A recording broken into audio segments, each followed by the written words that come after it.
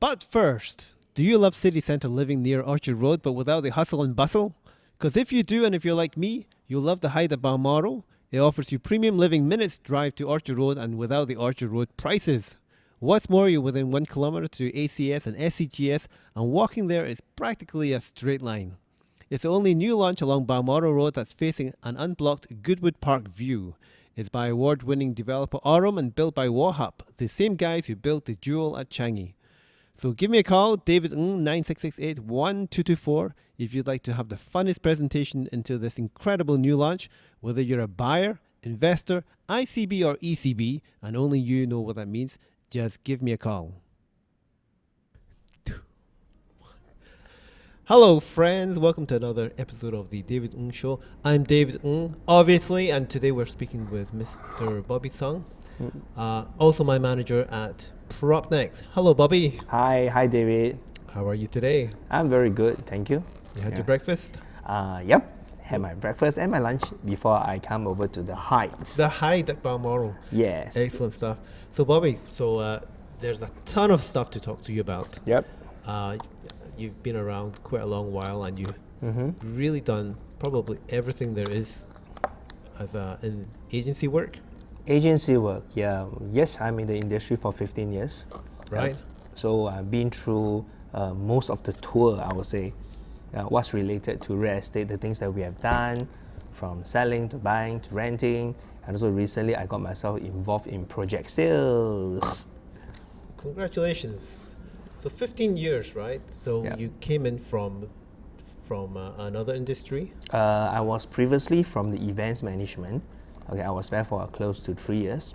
So right after 3 years, I realized that I just wanted to go something which is more, I would say, challenging. So back then, I had 3 choices. You know, what most people would say, either you go into MLM, insurance, or real estate. So by chance, somebody recommended real estate to me, and that's how I ended up in this industry. Right. So how old were you then? 15 years ago, I'm 41, 26. 26. Yeah. Okay. And so you went into real estate, and did you come under the tutelage of anybody particular? Last time, Yes. I was with a previous company. It was a friend of mine, and I was under their auntie. So Right. I was there for 1 year before I actually moved myself to PropNext. And at what stage did you get your business more involved and became a team builder, a mentor, coaching? I started team building as early as second year, the second year of my business. Right. Yeah. So back then it wasn't easy because people have this perspective. You need to be like a top closer. You need to be a super producer before you can actually coach. Okay, but nevertheless, I had my belief. Okay, I just believe that as long as you care, you have the right technique, systems, and strategies, people will follow you. Right. And how did that grow? How did that grow? How did it develop? Okay, I think at the initial part, of course, people were skeptical. They'll say that, why should I join you but not the rest? Okay, so what I did was, I kind of like study what does the company has. The first step of team building many years ago, it's not to create new things, but it's to know what we have. Because I came to understand that strategies, technique are actually widely available in the company level or actually in the group level itself. A lot of people doesn't know how to use it. But rather than teaching or guiding the learners on how to actually execute this technique or strength, they tend to build other things, which it may turns out to be not proven or even not relevant. So I work on what has been given by the management. Okay, back then I was with, I am still with Kevin Fong.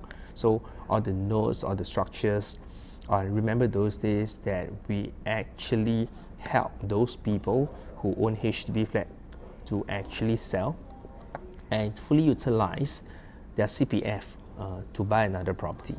Yeah, so those were the days about 10 over years ago. Right, 10 over years ago. And then how big was your team? Back then, of course, when I first started, I started with 1. But within a period of time, I've got 20 plus, 26, 27. That's, I think, within a year. Right, right. And are they still with you now? I think some of them, yes. Okay. Of course, a lot of them have moved on into other industry. Right. Okay. How did you develop yourself into the, a good property agent A in good those days? property agent, oh, okay. But if you ask me how do I make myself to be a good property agent, is that I don't focus a lot on the commission. Okay, I focus on getting the job done. Okay, that's the part. Sometimes I also look at in the wider perspective. Like why did some people actually make money faster than me? So I do ask myself. But when I realize that perhaps some of the technique they use, it might not be suitable for me. So I focus a lot on helping the customer follow closely with what Pronex and Kelvin Fong has actually guided us. It's actually when you care for someone, you get better returns. And from there, eventually we grow a lot of referrals. Okay, many of the clients are still with me right now. So once I got enough sales, I starting to move into the next level. It's more like positioning. I get myself more involved into social media. At the initial stage, it wasn't easy to get myself in social media, starting to talk, taking photos, doing videos. Took me a while, okay, for someone to guide me along to actually get that position. I see. And right now, you're quite active in social media.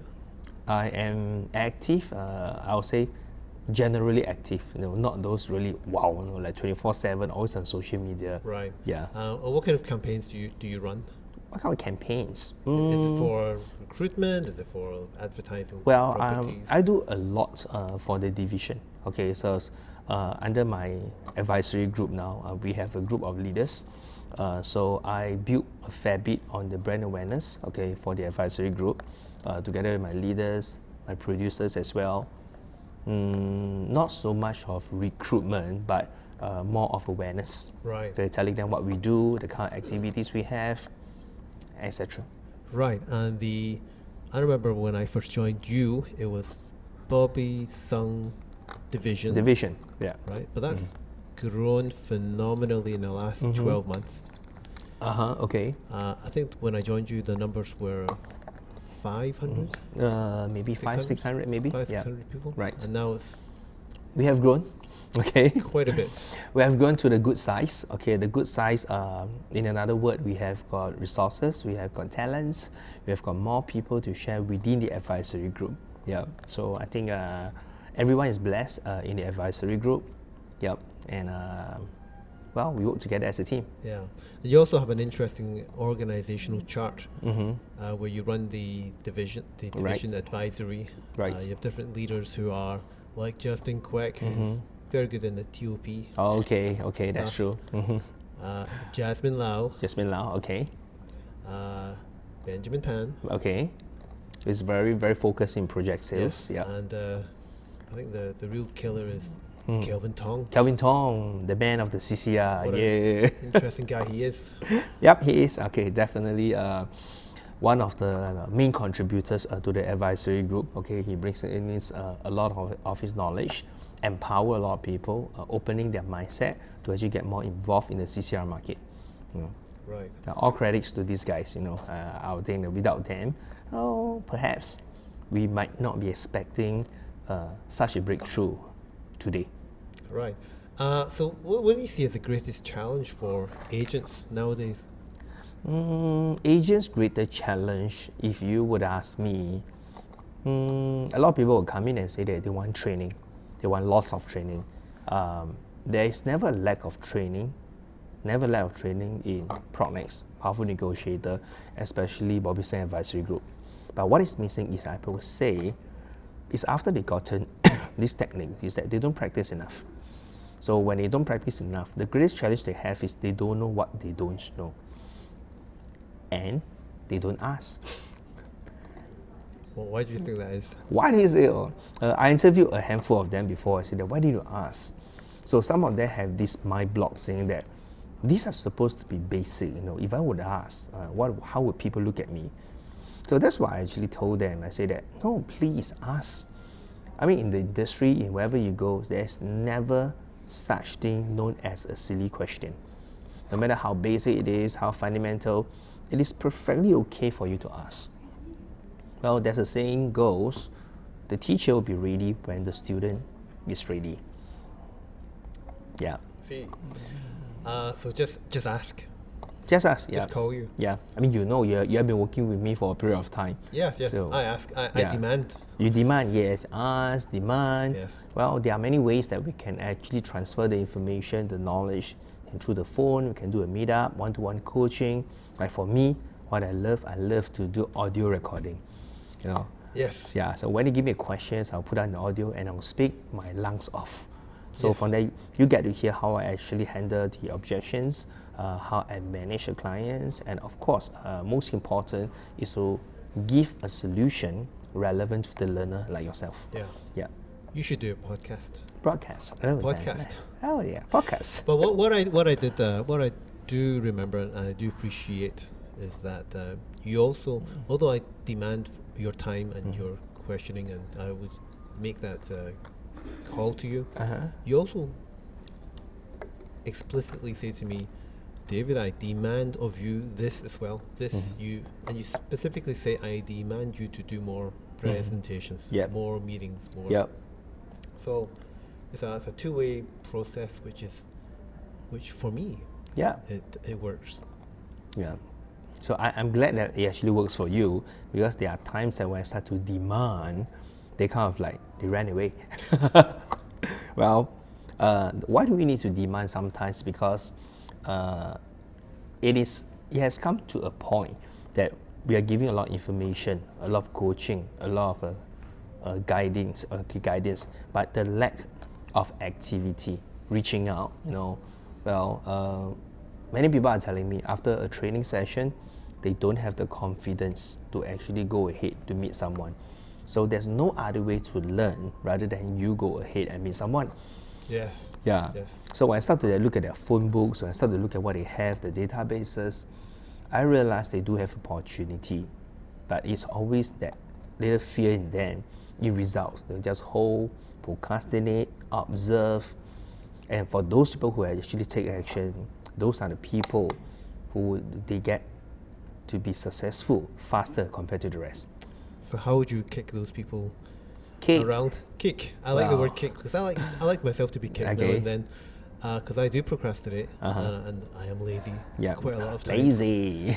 And I mean I can identify with that because my phone list has good contacts. A lot of and numbers, yes. and Yep. good prospects here and there, but Correct. I do not stick my neck out. Well, I sometimes. see like recently you have also closed a lot of referrals. Okay, Oh, your, yes. your referrals coming within the same estate that you're living in. Oh, yes. And you realize that from one, when you do something well, the second and third one will come in.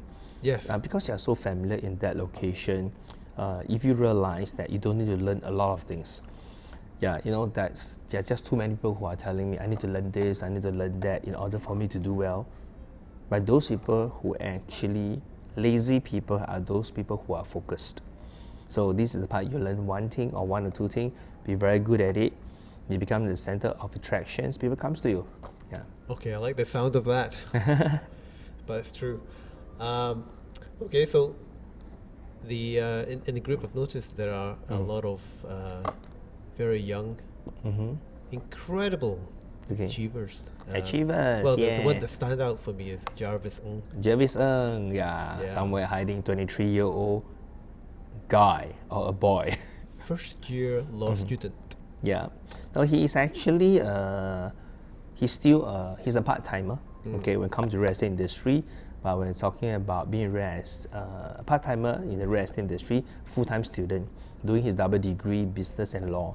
Yeah. Yeah, correct. So join us at the age of 21. Currently, he's 23. Right, lots of achievements as a producer, as an investor. He bought what he wants. He built his team. All right, mainly a lot of undergraduates. That's the way to do it. Yep. I mean, what could be more complicated than doing a double law degree, Yeah. part time, Yeah.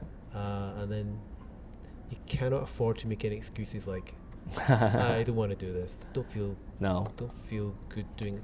No. I think perhaps the next person you should have you interviewed Jarvis before. Not yet, but he's going to be next. Yeah. You should. I mean, everybody. I think y'all should listen to what he had to say, like how he managed his time, building his people, getting himself gear up, talking to clients. At the age of 21, to be able to talk to people, okay, talk to clients who are owning property of $4-5 million, this is very different. You need a different mindset. You need to have your gears ready, the data, the information. Yeah. So it hasn't been easy for him, but again, I think he breaks through. Oh, definitely breakthrough. Yeah. It's a phenomenal breakthrough. In fact, he's hit the Platinum Cup before. He hit a few times. A few times A few already. times Platinum Cap, yeah. So, well, I think to him, he has achieved this, okay. But what he's looking into next is actually to build a bigger team. Like, because he has a passion, very high passion to actually share his knowledge with Yeah. a lot of people. So he wanted to reach out more. Okay, he wanted to reach out more. So that's why we have always been talking about how do we bring people together, get them into the system, bring them more connections to powerful negotiators, because we have a good wide range of platforms, trainings, and even on-site activity as well.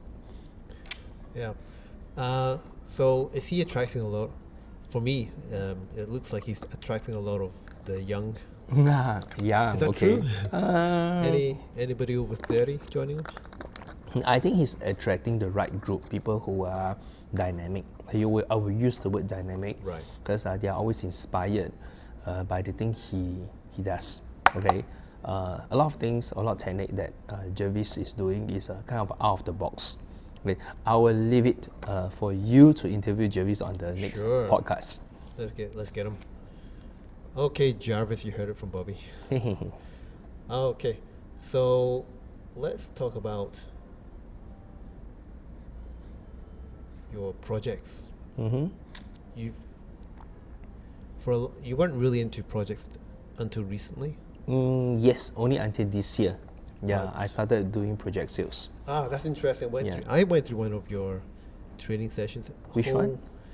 Treasure Tampines. Treasure Tampines. Oh, okay, The whole okay. Lock the door. Okay, locked it down for 8 keep it hours. there for 8 hours. So tell us about that. That's because the team's done very well Okay. in quite a number of projects, like View at Kismis. Yeah, huh? Maybe you could tell us how you come up with these ideas and what kind of training. What do you achieve? What's the goal of achieving? Well, I think I started with the first. Treasure at Tampines is not the project led by me. It's actually led by CJ and also this Benson Chow. So, but there was one of the PIC, her is Jasmine Lau. So I was talking to Jasmine and said, hey, you have a big space. Why don't we gather our people there and we start to do a training?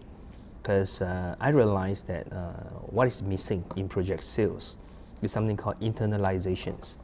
It's like the data has been given, the fact sheet has been given, the angle has been given, the presentation has been given, but a good numbers of people with this information, they are unable to internalize.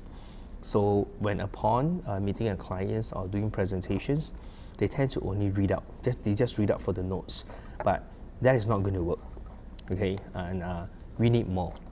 So I came out with an 8 hours program where I invite everybody to the showroom.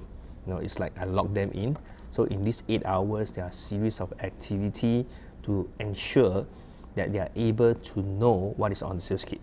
Okay, to put up the unique selling point and strong emphasis of certain golden rules that if you can do that, the customer will find engagement in you. So in project sales, I believe there are 3 C's, very important 3 C's. The first thing is to be able to connect with your clients. Okay, number 2 is to convince your customer. Last and not least is to convert them. Okay, so that they can be a proud property owners. So these are the 3 C's are critical. Okay, so with the 8-hour challenge, we bring them through an experience of role play, facilitation. At the same time, they will be given reviews on how they actually present themselves using the right kit, the right floor plans, and also maybe we call that the 4-fold. So I think after the session, a lot of people, they really enjoy, and they were telling me that, wow, I didn't realize that project sales can be evolved, the training can be evolved into this level. So of course, that I can't be doing alone, but also with good help, okay, for all my PICs and the lead ICs who assisted me to facilitate the rest of the people. So after Treasure, I was also appointed as Chief IC for the following projects. The first one is the hike at Balmoral. That's where we are. Yes, well, here we are. Number 2, view at Kismis. All right. Of course, number 3, we're talking about Pullman Residences, okay, located opposite the Newton MRT station. And there'll be one coming out next year. It's called the Ola. Ola EC, well, it will be launched somewhere in March next year, 2020. And then it's going to be located at Anchorview Crescent of that location. So these will be the 4 developments that I'll be busy with, okay? And from there, I'm blessed to be supported by very good lead IC, where the company actually, they handpick good people who have strong project sales to assist us, okay, to make sure these developments will be well developed, I would say. Yeah. Okay. I want to talk about connections. Okay. Well, we talk about reconnections. Basically, it's about connecting back to people you have spoken to, or maybe people you know. Okay, one of the biggest challenge just for people who do reconnection is because when they call someone, they have this mind block, thinking that, hey, I'm going to call someone to get a sales, where perhaps they hasn't been talking to these people for the longest time. All right. So the first thing about reconnection is definitely to change your mindset, not thinking that of that phone call is not to get a job, is to show some care and concern.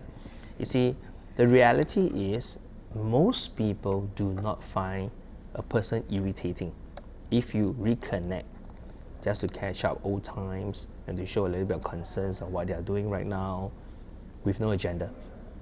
Now, this may sound very easy, okay? It may sound very easy. However, a lot of people find it difficult to do so. Okay, so there are ways, okay, there are actually script as well on how you can send messages to people. And you see, when you reconnect people with no agenda, there will be someone or maybe a group of people who might respond to you. So that is actually the first step. But within the first, I would say the 3-4 statements or sentences where you actually interact with one another, I don't think there's a need to talk about sales. Like example, hi David, how have you been? Oh yeah, I've been great. Wow, it's been so long, I have not seen you. Oh yeah, sure. So what have you been busy with? Oh, I'm busy with something else. You know, something like that. It brings people to an emotions that, hey, you know, I still have a friend. And if the person you are reconnecting with is not someone who hates you, based on my experience, that they don't really mind talking to you, right? So I think to reconnect, to catch up with people, to care for someone without an expectation, it is the first rule of reconnections. That's it. Calling somebody out without any expectations. Yes. Yeah. No agenda, no expectation. Yeah. And once you have done that, sometimes they may ask you, so what have you been busy with? So that is the part you say, I am in real estate. So you may find someone telling you this, hey, I'm in real estate, come on, I'm looking for something. Or hey, I'm in real estate, I got something to rent. Hey, I'm in real estate, I got something to ask you. You know? So it is a very broad topic, you know. But when they when you realize that what you know, there's a tendency they tap into your expertise. Okay, yeah. And that's the part you have to get yourself prepared. You know, if you're talking about HDB or private, do know your stuff a little. Okay, but as a game, on that phone call when you reconnect, it's not to solicit for a job. Yes. You're not doing that. Basically, reconnection. They may be asking you about, hey, did you sell this and that? Do you sell this condominium, like condo in where? Simei area, Tampines area. So if you really do not know the data, it's perfectly okay to tell them, hey, just give me like 10 or 15 minutes, I'll get back to you. So with that, with all the supports that you have learned from Bobby Sng Advisory, or maybe Powerful Negotiator, or even Prognex, it's very easy for us to get this information, to give them a preliminary of the information they need, so they can make more informed decision. Once they find a comfort in you, chances they may ask you more. Yeah. Yeah. So with that, there you go, reconnections. Okay, Bobby, let's talk about this latest topic that's been in the newspapers about asset progression. So there's been some pros, some cons, and a lot of discussion about this going on. What are your thoughts on this? Well, asset progression is actually a process, okay, to actually help our clients to see the possibility for them to actually build their property portfolio, right? It is something that I think the industry, a lot of people have been using to actually help their clients. And in fact, I don't think that our industry is the first industry who actually do things like that. Well, what I have heard is like way before, like perhaps industry, maybe more of the financial industry, they do give them advice on how their money could have worked harder for them.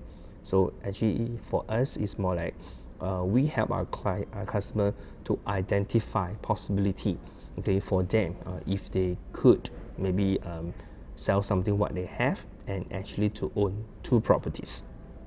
Okay, the thing about asset progression, very important, is not for everyone.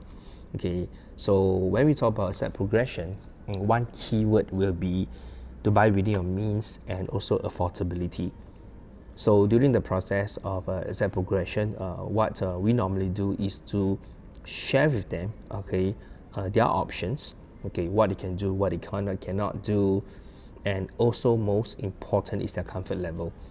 Okay, we do not actually encourage them when after we do the sums and realize that they are on the high leverage situations. Okay, those we are on high leverage, this is where we will just flag them off. Hey, you know something, if you will do that, it might be a little bit tricky. Yeah, of course, we do meet people who are high risk taker. They are saying that, hey, I'm like below 35, I'm willing to take all the risks. So for us, our job is really to advise them, give them lots of case study of what could happen. And surprisingly, on my journey on the ground, when I talk to a lot of people who talks about asset progression, they know the concept. Okay, they knew the concept, but when I ask them, why would you know the concept? Who actually taught you, or you read up from somewhere? So they'll be telling me things like, well, some of the agents did share with me, or some of the consultants. However, some of the concepts they used was what I used before on myself. And trust me, I got hurt. I got burned, because not all techniques are as rosy as what we think. Okay, so I think that's the part that maybe in Prognex, okay, the trainers who actually touches asset progression, we are practitioners ourselves. So we have done it. We know the pro, we know the cons.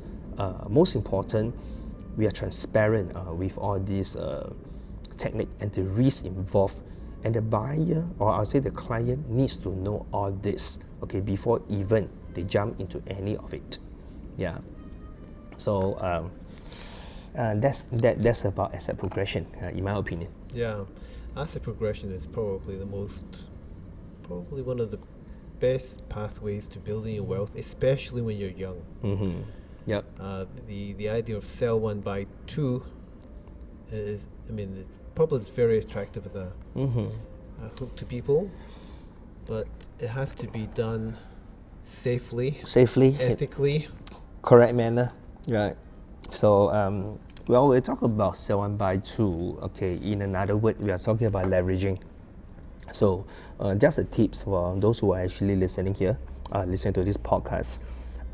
It is easy we talk about, hey, I want to leverage with the bank, but do bear in mind, in order to do that, right, we are talking about refinancing your bank rates, or we do repricing.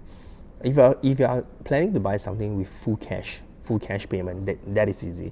But if you're talking about leveraging the bank every 3 years or maybe every 2 years, you must provide substantial income, okay, to show the banks that you have the ability to carry on to serve the mortgage. Now, this is the part I do meet some of my, I will call them prospect. They are not my clients. Well, they are able to show some good income this year. But when I ask them, how about next 2 years? What are your progression? And maybe some of them, they are commission based. So that's the part I will kind of like warn them a little to say that, well, what if 2 years later, 3 years later, you're unable to pace up? What if you're unable to pace up your income? What is going to happen? You know, and of course, we talk about asset progression. For me, all right, I am very comfortable if I know if any of my clients after they buy and sell something, a good easily 3 to 5 years of what we call the safety net. That in any account, if they do not or they can't work for any reasons for next 3 to 5 years, okay, perhaps they have cash or even CPF to service the mortgage. Well, in my opinion, I think these are the right people or the family group. They should, okay, go for asset progression if this is what they're looking at. Right, Bobby, I want to ask you some rapid fire questions. Just reply the first thing that pops into your brain. Okay? Name. Your own name. Bobby, Age. 41, Height. 167, Weight. 62, Favorite food. Lhasa, Favorite color. blue, Favorite movie. Titanic, Why? long, Okay. Last movie you ever watched? Spider-Man. What's the key to success? The key to success, what I truly believe is a 3C, to be able to connect, convince, and convert. Okay. However, after the 3C, the fundamentals cannot be neglected. But this is what we call prospecting. Now, prospecting comes in different ways. In the earlier part of the podcast, I talked about reconnections. All right. Currently in the market, people talk about digital marketing. They're talking about social media. They're talking about pay-per-click. They're talking about video marketing as well. And well, all prospecting method works, including the traditional one like telemarketing or maybe a roadshow and McDonald's. Okay, so I would think the biggest problem with prospecting of a learner or an agent is they do not take action. I think that is the biggest problem. Sometimes we give them the script, but they will tell me things like, well, it's not going to work. They can't speak in this manner. Well, sometimes we give them a banner, a pull-up. They will say that, well, we are not free. Or they will appear for 1-2 weeks, and on the later part, they disappear. So prospecting comes with this thing called consistency, because there is no such thing as a lousy prospecting method. Okay, now as long as you keep yourself exposed, okay, you will get people to come on board to talk to you. But that will go down to your ability to actually perform the 3C, to connect, to convince, and convert. Well, in the market, a lot of people are talking about digital prospecting, digital marketing, social media. So what are they actually looking for? Okay, it is actually more like getting yourself strong of the online presence, and you actually get the right group of people of this category of the property, and they will actually connect you. And these strategies are mainly used for new launches. All right. Okay. So the pro of, or I would say the advantage of this technique is 24/7. If you're sleeping, prospecting still runs. Of course, the cons will be you have to be IT savvy. You need to know your stuff. Well, if you're doing social media, you may need to know how to write well, okay, copy or content writing. You may need to know how to edit the photo and artwork, and also to understand the interface of all the social medias you're about to use. Like example, Instagram, Facebook. Some of them actually use things like LinkedIn as well. All right. So my advice for those who are listening to this podcast, don't go full time on prospecting, because I see a lot of people spending a lot of time designing websites, trying to get leads. But because end of the day, this is not really their job scope. You see, as RES, our job scope is actually to assist our customer to get the right products, to help them to choose the right property, to guide them along services, or even to do the rentals. But I see more of the RES trying to be an IT guy. They spend a lot of money, time, energy, effort, focusing a lot on prospecting. So by the time when a lead surface, okay, they got exhausted. Okay, so they can no longer perform what they are required to do. Right? So focus on your job scope. If you have that competency to do digital marketing, go ahead. If you want to learn, go ahead. Strongly encourage. But along the journey, if you realize that it's not something meant for you, general, traditional prospecting methods does work a lot, especially on reconnection. Just get out there and meet people. Yeah, just keep on moving. Excellent. Thank you for all the tips. Bobby, let's call it a wrap. Yep. And I know you have to go and meet a lot of your clients now. Yes. And a lot of our teammates. Yep. So thank you very much. Thank you, David. And we will do this again. Thank you. Thank You have you. a great day, David. Bye. Bye-bye.